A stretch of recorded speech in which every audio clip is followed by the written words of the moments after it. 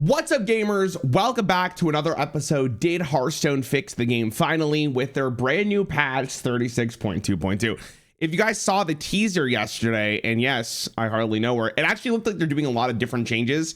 No idea what to expect here. I'm kind of excited to see how they change the game up. More importantly, Confront the Tol'vir is getting nerfed for the third time, which I think is very, very funny. Without further ado, let's get into it. They are also doing a dev update that comes out tomorrow, which is interesting. I figured they would do it today, but whatever, it's fine. Well met. We've been monitoring player feedback and gameplay data since the last balance patch. While the current top decks are relatively close in power level, many players have expressed frustration with some of the format's most common play patterns and the lack of variety among competitive options. Since our balance strategy is about more than just a card stat power levels, we're making several significant changes aimed at reducing those frustrations and opening the door for a wider range of strategies to succeed. All right, so we got Warden Maiev, which is going from a 1-4 to a 1-3, which is probably for the best. I feel like Hearthstone really needs to stop like snowballing. If you remember Undertaker from Naxxramas, it was like kind of the same idea here. But this is a great change. I think making it 3 health compared to 4 makes it so much easier to kill. So great change. Also, if they're doing a bunch of other nerfs, they kind of need to just lower the power level of the stuff that could potentially be really, really bad. And I think this is 100% one of them. Good change, Hearthstone. Galagio Goon is going from a 1-mana 1-3 to a 2-mana 2-3. Same idea with Word by Ev, I'm going to assume. Don't like the fact that it's very snowbally, and if you can't answer it, it's kind of just the game on the spot. Very Undertake-esque. It's interesting they didn't give a dev comment here, but hey, we take what we can get here. Mug Z. New Mug's magic hero power gain unlocks on turn 3. One of the most common player frustrations we've seen how quickly Mug Shaman can snowball games, so we're delaying access to Mug's hero power until turn 3. Okay, that's kind of awesome.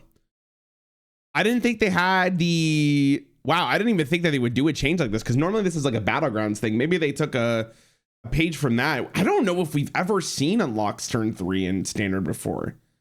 But I think it makes sense in this case because you get it from the very start of the game. That's really interesting. It's funny because like I think back to Get and Baku days. Like I wonder if that would have changed the game up. If they did that change rather than rotating it out. I don't know. More or less, really good idea to be honest with you, because it slows down the snowball effect while still making it like an actual archetype you could build for. This actually kind of feels like a commander. Like for if you guys play Magic the Gathering, kind of feels like a commander. Like where you can finally pay for its mana cost and then it's on the board and then you get to do the fun thing. Really, really interesting.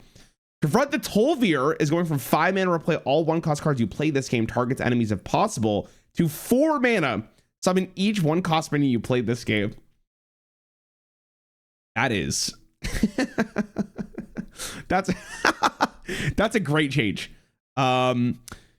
We continue to hear feedback about repetitive nature of Confront the Tol'vir and the amount of value you can generate from a single card. Changing it to work only with minions puts a natural cap on its potential while also reducing the card draw sustain that allowed Hunter to keep pressure on opponents for extended periods past what we would typically expect from an aggressive deck. Bro, how does Eminem rap for so long? This is a great change.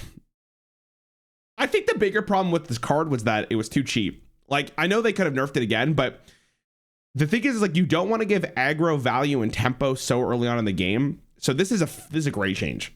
Big fan. And I hope this sets a precedent for like if a card is if the play pattern just feels so bad to do a change like this, and like it still keeps the nature of the card. So this is love it. Blizzard, well done. Like so far, all 4 of these changes I think have been extremely well thought through. And I like the fact that it's not just like only nerfing a card by a mana, like changing the health is relevant. This is a cool change. All right, Blizzard, we're cooking here.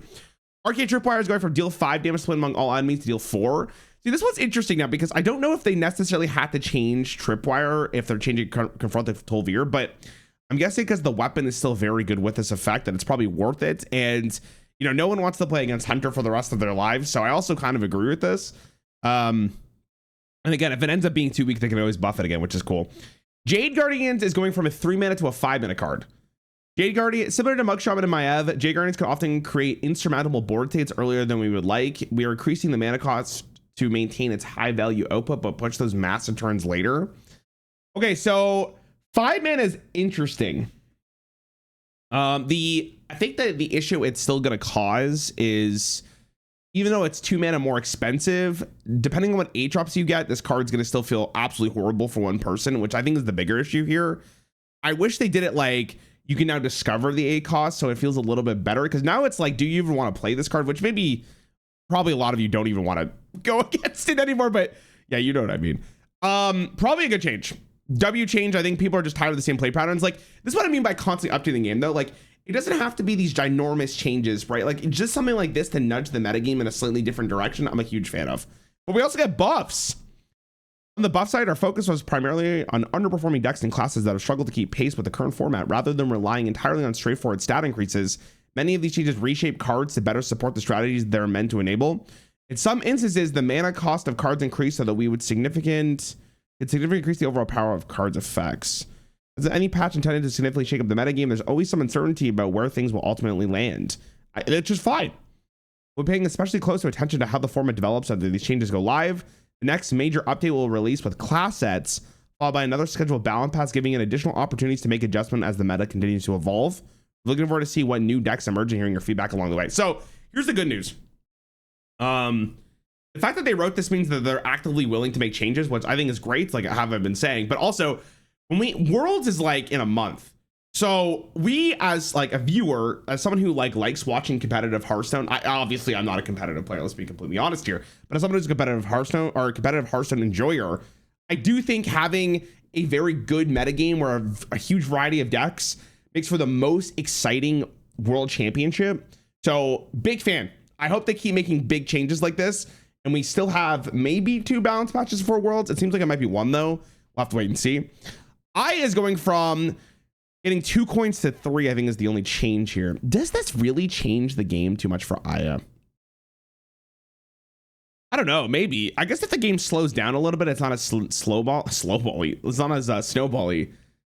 Aya is not horrible. Could get better with the other balance. I guess with the nerfs, this card gets better slightly, so cool. Maybe Aya is actually playable now, Smile. Blazing Invocations going back to discover a battlecry minion cost 1 less. This makes a lot of sense. This card kind of took the nerf, it was the martyr for Mugsy, or Mug's hero power. So it makes sense that they want to buff it back up, and I think that's exactly what they're saying. Soul Immolation's going from 3 to 2. I mean, sure. I guess Demon Hunter Demon Hunter needs to suffer day in, day out, but like, it is what it is. Irida, Sinseeker, is going from a send your deck to the void. At the start of your turns, get 2 cards from the void. You send your deck to the void, except 1 card. At the start of your turns, get 2 cards from the void. Was it always the 7-mana 7/7? No, it was the 7/5 before they buffed it. Okay.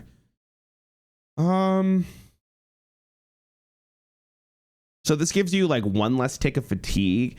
Man, I feel like they just got to give this card rush or like taunt or something. Like, they need to.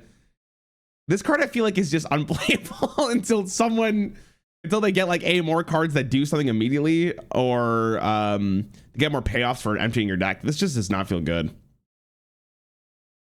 Hellraiser is going to new it as taunt. Yeah, again, I just don't think these 2 changes are going to really make that much of a difference for this archetype. And that's unfortunate, because, you know, more cards playable, the better, but it is what it is. Then we have Crowd Control, which is going from 3 mana, deal 2 damage to all minions. If you have 25 or more cards in your deck, deal 2 more. To 5 mana, deal 2 damage twice to all minions. Was that English? Deal 2 damage to all minions twice. You have 25 or more cards in your deck, this costs 2 less. I love this change, because now this card is just playable in any deck that's not just this. And that's awesome. So maybe there's a slower warrior deck that ends up actually seeing play, which is great. More board clears, the better. Are they not going to buff Death Knight? Maybe not. I don't know. Volcanus is going from the end of your turn, deal 2 damage to all their minions. Plume of Volcanus is a 1/4 to at the end of your turn, deal 3 damage to all of their minions, and then it's going to a 1/5. So it's a little bit better than Baron Geddon, I guess, and you get some fire spells. This one's tough to really analyze here, because I feel like this is not going to make that much of a change to what Mage is going to be playing anyways. Like, I think this is just not good enough anyways. Maybe I'm wrong about that. This one's tough because it's not really seeing a lot of play. I think people will try it out, but I don't think it's going to end up being very powerful. We'll wait and see. Maybe we get lucky. Tricky Improviser is going from a 4 mana 4/4. If you cast a spell, cast a random Mage Secret, to a 5 mana 4/3. If You cast a spell this turn, cast 2 random Mage Secrets. Wow. Preparing this means if you prepare it on turn 1, it can go to 3 mana, and if you coin into it, that is a pretty disgusting turn. That card might see play now. That's a lot of value from a card like this. 3 mana 4/3 to cast 2 random Mage Secrets. I think I'd play that card. That's really interesting. Okay, I don't know how people are going to feel about this card. If this card's too good, it might be so annoying, but hey, take a bold chance, you know? Staff of Trickery is getting 1 more durability. I think that's great. It gives a better payoff for the hero attack Druid deck, which is awesome. They're also buffing Infest the Scullery, which I'm going to random 4-cost minion. And they're nerfing the cost to get 2. I think they could have left it at 4 and probably be fine. But I guess you get 1 more off this, so then maybe they have to make a change for it. Maybe I haven't really played this archetype, so I don't really know. And that's it. Any other changes? This is just for Battlegrounds. I mean, I'm a big fan. Again, I hope they keep doing stuff like this. Let me know what you think. I will definitely be playing more Hearthstone. All right, thanks for watching, boys.